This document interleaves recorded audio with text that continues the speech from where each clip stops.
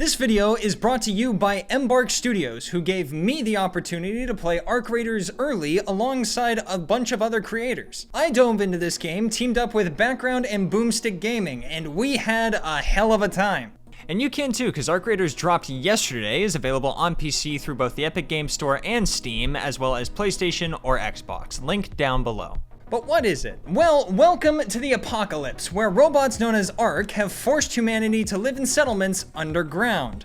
While many are content surviving as mole people, some are willing to brave the surface in search of goodies like rubber duckies and expired tuna cans. You are one such person. Known as a raider, your job is to run around scrounging whatever bits of scrap you can get your hands on. Unfortunately, the surface is teeming with robots, denying you access to the treasures that are rightfully yours. These copper-blooded bastards vary widely in armor, size, and methods of murder. Two of the most common varieties you will find are the Wasp and the Hornet. The Wasp is a Temu drone with submachine guns strapped to the bottom of it, and the Hornet is your average Michael Reeves creation, as it flies around tasing the hell out of anyone it can find. They are numerous and annoying, but they aren't really a huge threat so long as you have a bullet to spare for them. The same cannot be said for the Rocketeer. The Rocketeer is a flying artillery piece. It is fast, it is heavily armored, and it will rapidly convert your organs into fertilizer if you don't have a building to hide behind. If you are in the open, do not piss this thing off. The last machine I will give a spotlight to is the Queen, which can best be described as the Omnidroid from The Incredibles, but more American, in the sense that they strapped an armory's worth of artillery, rockets, and machine guns to the darn thing. There are many other Arc machines that exhibit their own unique loadouts and behaviors, but all of them come together with the singular express purpose of killing you. My advice, unless you specifically need a part that you can only get by tearing out of their circuitry, just avoid fighting them, because they aren't the only threats on the surface. You venture topside, either alone, with a partner, or in a group of 3, but you won't be the only raiders out there. When encountering other raiders, you generally have 2 options, the first of which is to band together against the common soulless enemy. In my first solo raid, we formed a giant group of players. Each came in on their own, but left with 10 brothers at their side. Now this may seem like a beautiful moment of human solidarity, and it kinda was, at least it started that way when this guy named Bronick approached me with offers of peace. Soon thereafter, we were joined by a fella named Utopia, and that is about where the peaceful handshakes concluded. Now that we had a numerical advantage, most of our friends were recruited with threats of violence. Typically what would happen is someone would shoot at us, not realizing how many of us there were, and they would be given an option. Either join us, or don't. Most of the time they joined us. It was a very effective recruiting method.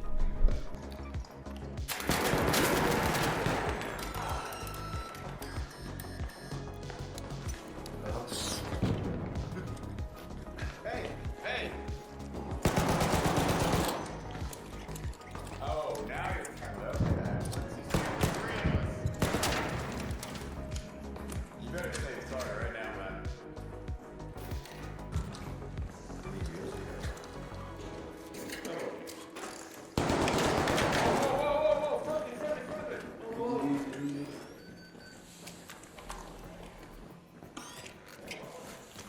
Try that again, there's 5 of us. That's what I thought. Wait, I think we're below you. Yeah, hey. What's up, man? Oh, thank you. Oh, dude.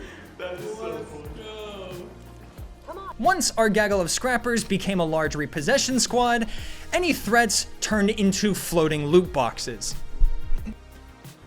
There it is.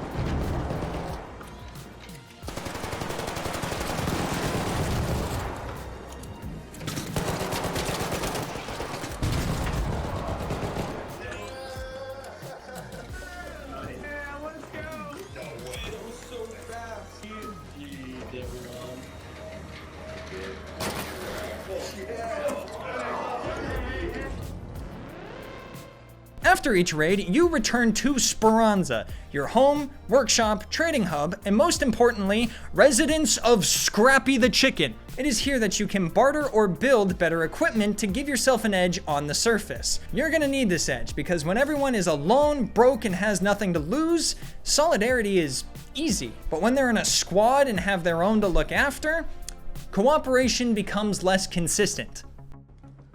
Hey, we don't fight. We can only get out of your line.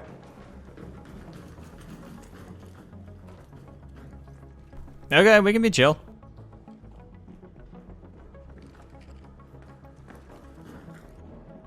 Is that you up there?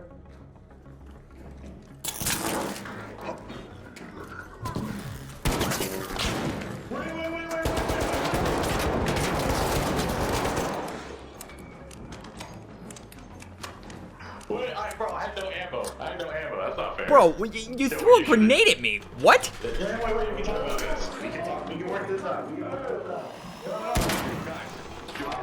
Now don't get me wrong, there's always potential for friendship and a mutual extract. But there is also the possibility that a deceptive rat infiltrates your cohort and puts a bullet in your back the second they get the chance. So I'd view any would-be friends with suspicion. You can still make friends, it just tends to look a bit more like this. No. Be gentle.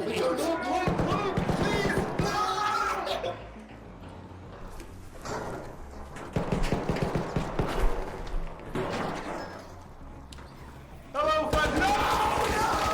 I come in peace! Put your hands up! Put your hands up! I don't know how to do that. Hands above your head! How do I do that? I'm closing this. How do I put my hands up? Oh, I don't know if you can. My name is Oni. I've been traveling forever. Alright, well, welcome to the group. Just don't betray me, or I'll be sad. I won't betray. Yeah, PvP is inevitable, and your loadout will determine whether you go home or become another corpse dotting the wasteland. The industrial catwalks of Dam, the launch pad of Spaceport, the sandblasted rooftops of the Buried City, and the mountain range of Blue Gate all have unique experiences to offer, so the right equipment can make all the difference. Sure, there's obvious things like weapons and shields, but the most underrated tools are the adrenaline and the smoke grenade. When you get caught out and are depleted of stamina, you better pull a Kovoinen and slam that feel-good juice directly into your thigh. Geeking is the best way to cross an open area, whether you're getting shot at by a player or dodging a rocketeer. If your teammates don't make it to cover, then smoke grenades are the difference between a revive and a bullet in the ass. Bring both of these tools, and bring lots of them.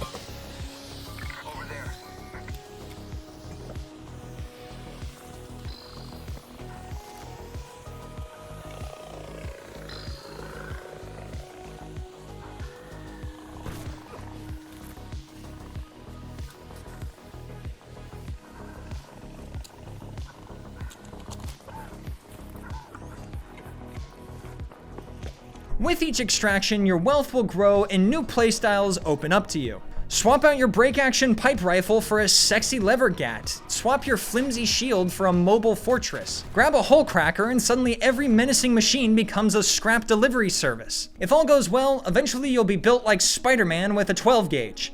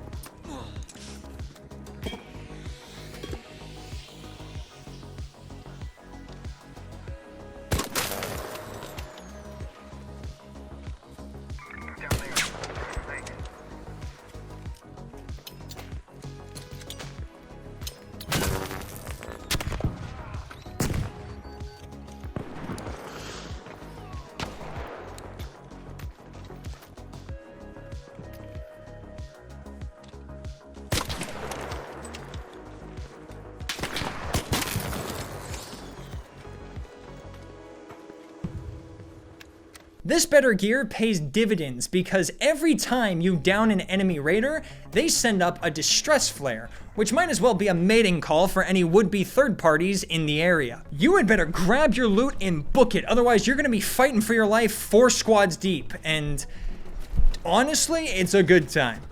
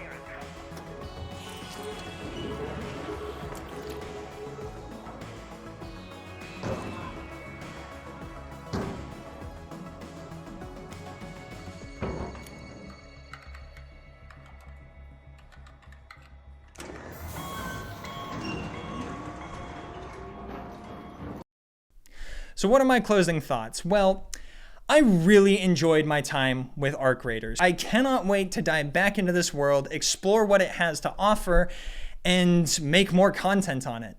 And I highly recommend you check it out. It dropped yesterday, assuming this video goes up on time, fingers crossed, and is available on PC through both Steam and Epic Games, and can also be played on PlayStation and Xbox. Definitely check it out.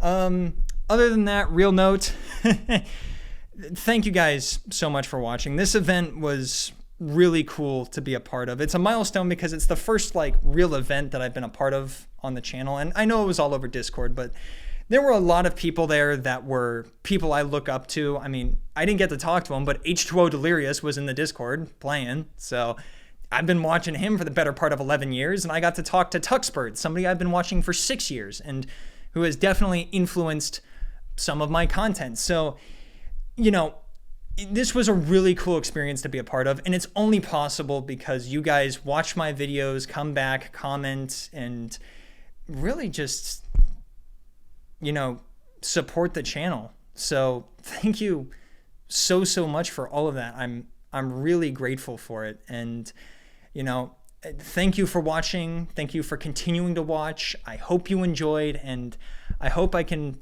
keep putting out content that you enjoy. So thank you.